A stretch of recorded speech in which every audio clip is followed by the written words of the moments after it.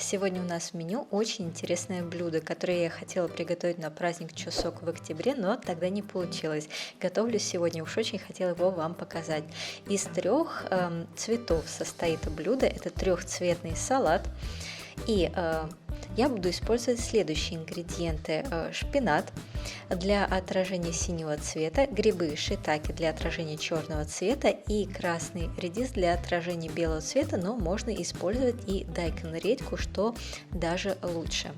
Но традиционная информация состоит в следующем, что каждому цвету соответствует растение, часть растения, и это имеет также значение.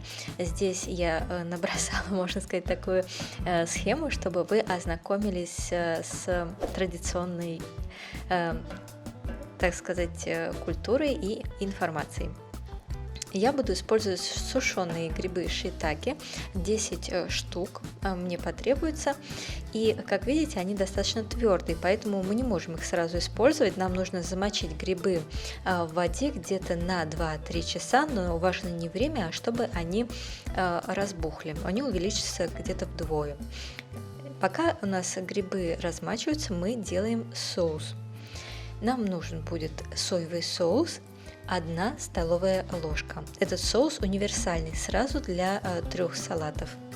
И кунжутное масло 2 столовые ложки. Если будет у вас еще периловое масло, то можно его 2 столовые ложки добавить. У меня нет, я не добавляю. Рыбный соус 3 столовые ложки. И вообще в рецепте сахара нет, но я по своему вкусу добавляю сахар в объеме 1 чайной ложки. И добавляем молотый чеснок, 1 столовую ложку или 2 столовые ложки, зависит от того, насколько вы любите чеснок. Это где-то 4 дольки чеснока. Все это мы хорошо перемешиваем и отставляем соус пока в сторону, чтобы он настоялся. Теперь подготовим редис. Красный редис или дайкон, редька, что лучше, 200 грамм. Мы должны нарезать редис тонкими полосками, поэтому сначала нарезаю его кругами, а затем уже полосками. Мой редис красный достаточно ломкий, поэтому полоски у меня нарезать слишком тонкие не получилось. Если у вас получится, то с вашим редисом нарежьте тоньше.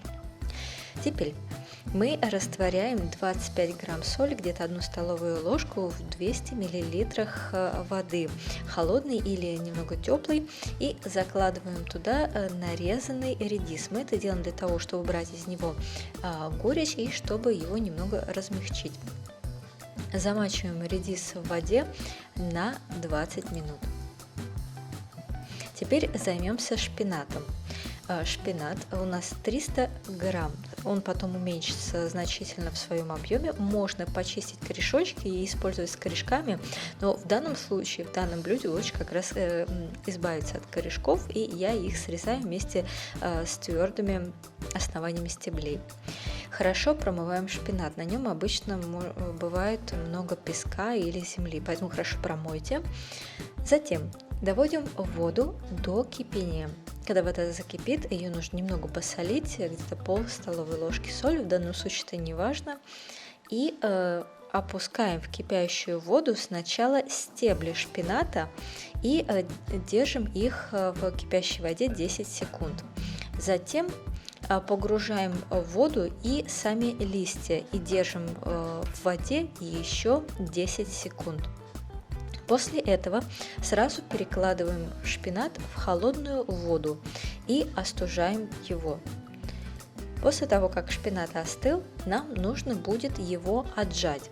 Лучше берите его достаточно объемными порциями, чтобы он давил сам на себя, и таким образом минимальная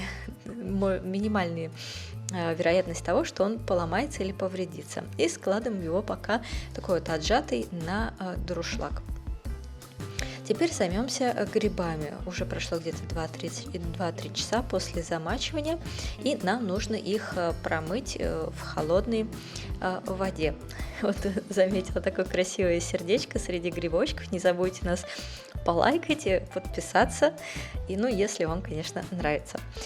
Промываем грибы вот так вот пальцами с наружной и задней части стороны, затем отжимаем, но отжимаем вот таким вот образом, чтобы не повредить форму гриба, чтобы он не сломался.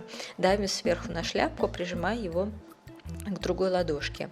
И получаем вот такие вот приплюснутые, но уже увеличенные в размере грибы. Кстати, воду, в которой были замачены грибы, можно использовать, можно не выбрасывать, а добавлять ее при приготовлении блюд. Теперь мы должны с вами нарезать грибы. Но сначала мы срезаем у них ножки, и ножки мы использовать не будем, мы их выбрасываем. И нарезаем грибы тонкими полосками, относительно тонкими, не такими, как жульен, чуть толще. И вот что мы с вами получаем. Вот обратите внимание на приблизительную толщину. И после 20 минут замачивания редиса в воде мы выкладываем его на дуршлаг, чтобы с него стекла вода. Теперь нагреваем сковороду, где-то около 2 столовые ложки растительного масла будет достаточно. И когда масло нагрелось, выкладываем на сковороду редис. Немного перемешиваем, пассируем на масле где-то 30 секунд и добавляем воду. Вода 3 столовые ложки, 3-5 столовых ложек. Там в процессе, если будет нужно, то добавите потом еще воды. После того, как добавили воду, сразу добавляем соус 2 столовые ложки. И готовим редис на среднем огне где-то около 5 минут, все время помешиваем. Мы не используем много соуса, потому что нам важно сохранить как можно более белый цвет. И готовим редис до тех пор, пока он не станет гибким и немного не уменьшится в размере, пока вся вода не уйдет. Теперь займемся грибами. На нагретую сковороду мы кладем грибы, можно без растительного масла или немножко попассируйте на растительном масле, и добавляем соус 3 столовые ложки. Здесь как раз, если цвет получится темнее, то будет даже лучше. И готовим опять на среднем огне около 5 минут, все время помешивая, чтобы все грибы покрылись и пропитались соусом. И теперь наш шпинат. Здесь это отнимет, конечно же, время и нужно терпение. Мы разъединяем и расправляем листья шпината руками. Для чего мы это делаем? Во-первых, для красоты, а во-вторых, чтобы он лучше пропитался и он немножко вырастет салат в объеме. Опять же говорю, это отнимет время, и запаситесь терпением. Теперь, после того, как все листья шпината расправлены, мы добавляем остатки соуса. Останется где-то 2 столовые ложки, ну, может быть, еще половина. В общем, остатки заливаем и хорошо перемешиваем. Перемешиваем таким вот образом, как бы стараемся не сломать листья, то есть делаем это аккуратно. Единственное, что нам теперь остается, это положить салаты на тарелку. Можно в ряд, можно по кругу, соблюдая последовательность цветов. Белый редис, после белого цвета идет черный цвет, в данном случае грибы, и после черного синий, в данном случае шпинат. И кунжутные семена, 1 столовая ложка. Можно не перемалывать семена, но лучше все-таки перемелите их в ступке с помощью пестика.